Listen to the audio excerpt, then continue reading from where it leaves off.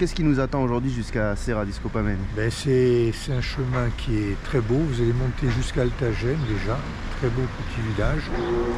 Et ensuite, vous avez au moins 5 heures de chemin. La vue est très belle, parce que vous dominez toute la vallée. Vous le connaissez bien ce chemin? Très bien, très bien. Je faisais en courant, moi. Deuxième étape, on part de Sainte-Lucie-de-Talane, direction Serra di Scopamene, dans la fraîcheur matinale. Comme nous l'a dit Don Jacques, effectivement, la journée commence en montant.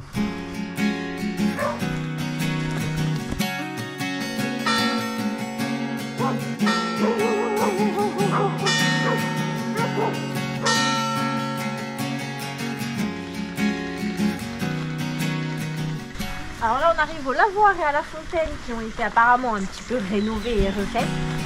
C'est sympa.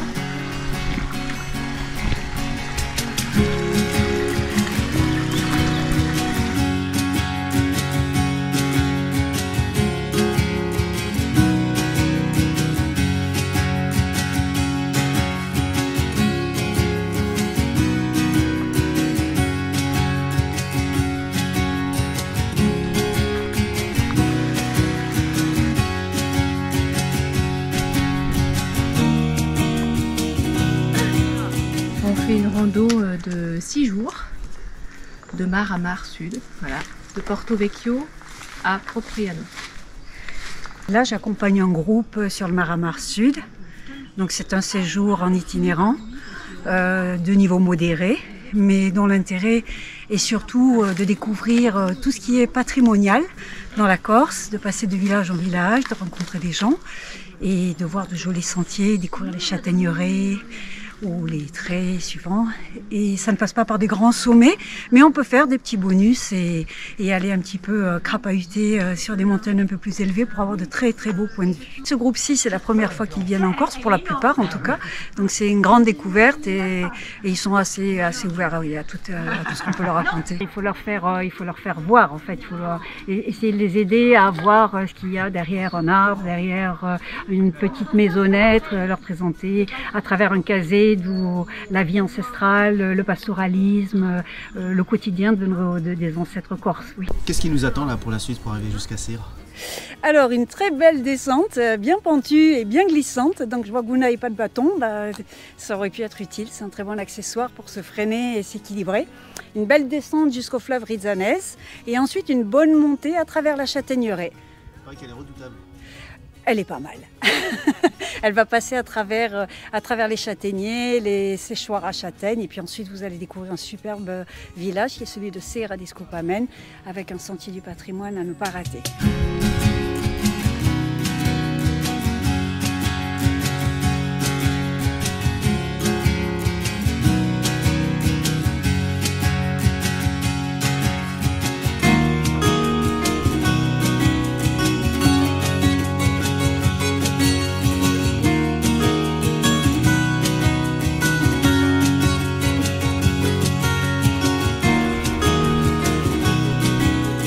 Voilà, après 5 heures sur cette deuxième étape, on arrive à Serra di Scopamene, fin du deuxième jour. On est attendu au gîte. Il y a un très beau sentier du patrimoine pour ceux qui ont encore un peu de force dans les jambes. Une bière, plusieurs. Voilà, parce qu'ils sortent du sentier, donc forcément, ils voient un bar, c'est voilà, il faut venir boire quelque chose de frais. Donc, bon, la plupart, bon, ils ont déjà leur circuit du Mar à Mar, mais c'est sûr qu'ils sont intéressés sur d'autres sentiers qu'il y a aussi à faire dans le village. On en a plusieurs, par exemple un qui passe en haut sur la montagne. Après, vous avez aussi un petit circuit interactif en digital en fait à faire aussi dans le village où on fait un petit parcours voilà, sur plusieurs sites. Une petite population, on est 122 habitants à l'année. Tout le monde se connaît sûr. Les randonneurs ils arrivent déjà très fatigués Beaucoup plus de randonneurs, bien sûr, que font le Maramar, ou même des petits sentiers qu'on a à partir de Serra d'Escopamén, plateau de Cochon, des autres. Mais on a aussi des gens qui font du vélo électrique, le vélo normal, et il y en a quelques moteurs.